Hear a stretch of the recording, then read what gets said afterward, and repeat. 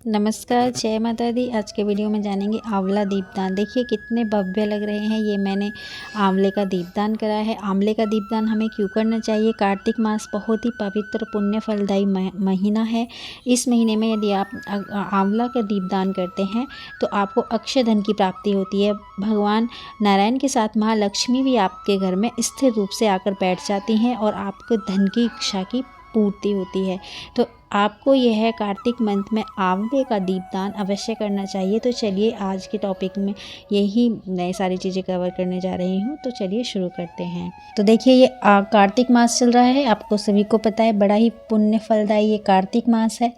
आंवला के जो हम दीपदान करते हैं, बेसिकली एक तो आंवला नवमी तिथि होती है, उस पर हमें करना चाहिए।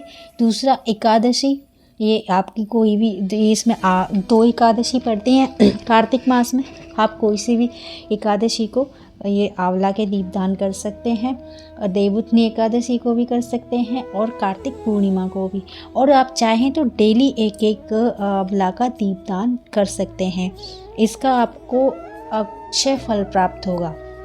और यदि आप ये दीपदान 27 दीपदान आप करते हैं नवमी के दिन, आंवला नवमी के दिन और एकादशी के दिन, दोनों एकादशी कार्तिक मंथ की अभी आने वाली हैं, इन दोनों एकादशी में आपको 27 आंवला के दीपदान करने हैं। तो चलिए शुरू करते हैं। कैसे करने हैं? आपको ये दीपदान अक्षय लक्ष्मी प्राप्ति के लिए करने हैं।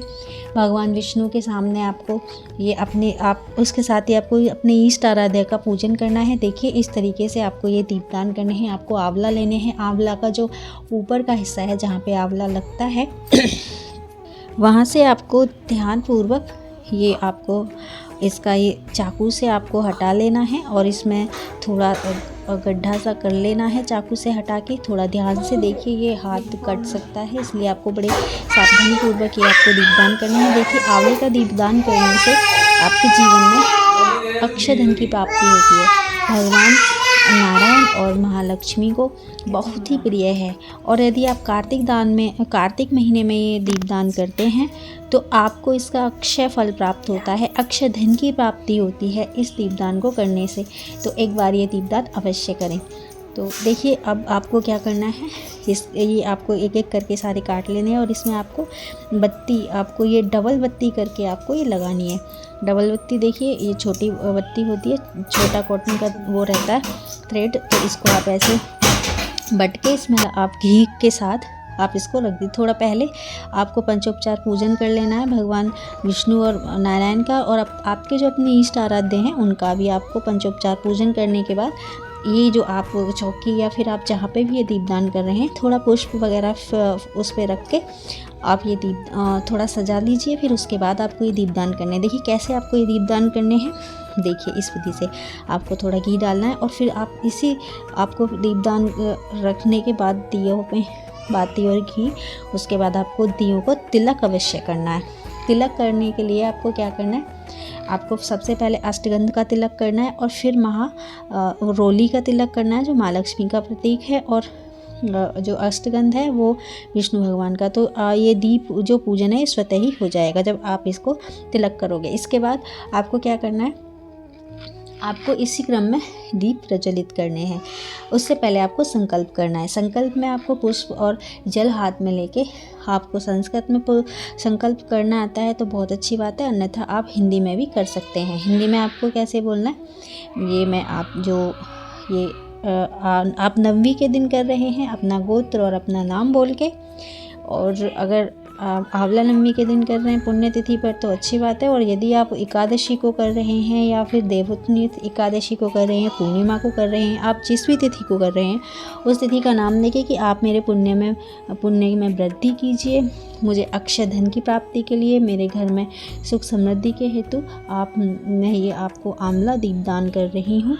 हे भगवान नारायण, हे माँ लक्ष्मी, मुझ पर अपनी कृपा हमेशा बनाए रखें। और पुष्प और जल को उनके चरणों में आप समर्पित कर दीजिए। उसके बाद आप ये दीपदान कीजिएगा। उसके बाद आपको देखिए, जब दीपदान आप कर रहे हैं उसमें जब आप बत्ती डाल रहे हैं, घी डाल रहे हैं, तो आपका जो कोई भी आप कोई भी भगवान नारायण माँ लक्ष्मी का मंत्र पढ़ते आ रहे हैं, आप वो भी मंत्र पढ़ते रहें या फिर आप उनका नाम लेते रहें, या फिर जब आप ये दीपदान करेंगे, क्योंकि ये आंवले का दीपदान है, ये ज़्यादा देर तक प्रज्वलित नहीं रहेंगे, ये थोड़ी ही देर में शांत हो जाएंगे। तो आपको भगवान नारायण के या तो 108 नाम का आपको पाठ करना चाहिए, या फिर आप उनका 12 नाम का यदि आप पाठ कर रहे हो तो आपको 12 बार करना चाहिए, और आप इनका 16 बार भी पाठ कर सकते हैं।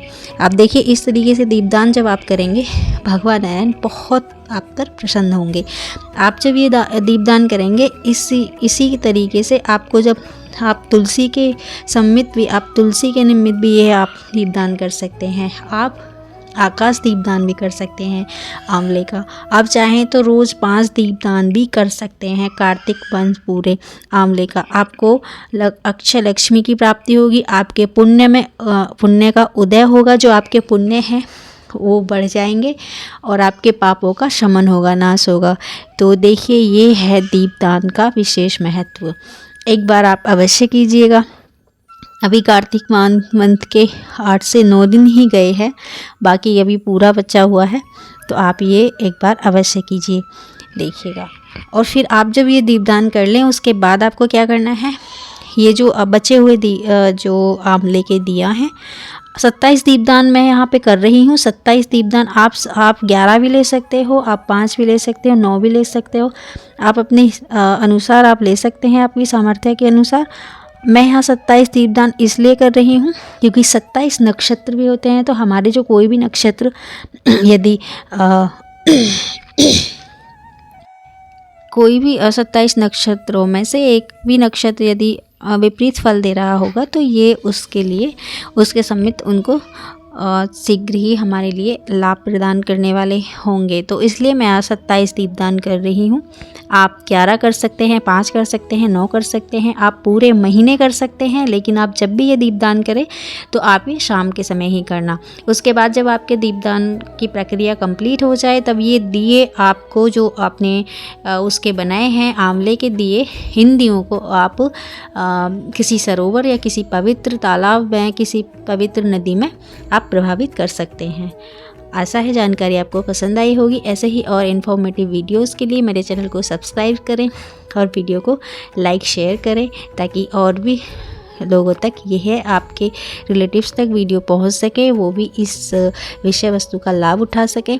और कमेंट सेक्शन में जय माता दी लिखना नहीं भूलें। धन्यवाद।